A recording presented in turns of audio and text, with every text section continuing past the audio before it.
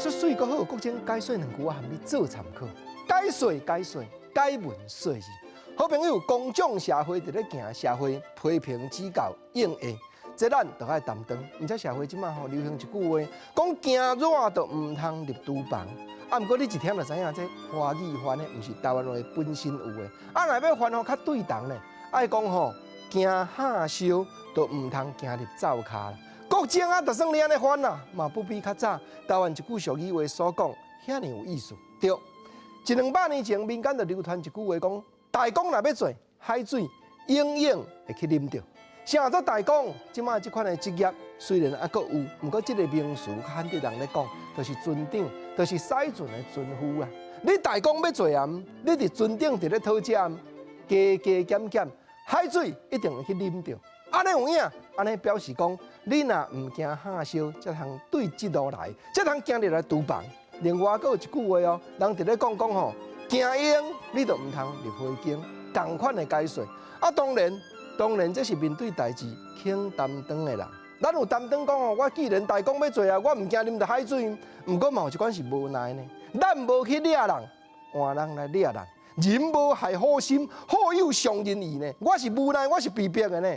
我甲你讲啦，无奈被逼的代志，共款来解决啦，都毋是你爱讲无奈的代志，就咱夫妇的准拄煞过。毋则另外一句俗语话，咱莫讲大公，咱话讲另外一款头路，咱话来讲剃头师。咱若去用剃头古早，头剃落去啊，无洗袂使。对，代志做到一半哦，你若无甲解决，无甲面对，无甲处理，若用闪避的，永远互你无地走闪，就是你一生中一个破拍，一个客欠啦。所以既然讲头剃落去啊，无洗袂使，咱爱讲较土的啦，讲输赢度，教落才知啦。讲代志发生的时，咱爱勇敢承担。你若肯承担、肯担当，天地会甲你吹白。毋则讲过另外一句俗语话，原来较有意思。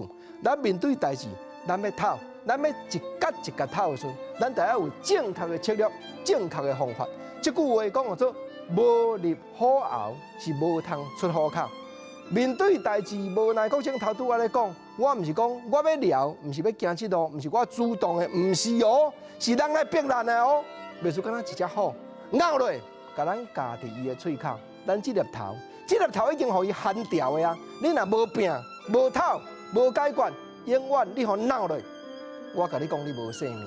若安尼，这支刀举落要拄倒位，有诶拄腹肚啦，拄腹肚毋对，因为虎的喙会使切力，将头壳甲你夹落，互你断开。咱就爱入虎喉，才有通出虎口。对因后攻击落，这叫做啥？这叫做找到正确的路来解决问题。人生无论主动还是无奈，总是面对艰难、面对困难，咱爱脱险，咱爱坚强，创造勇敢的心灵。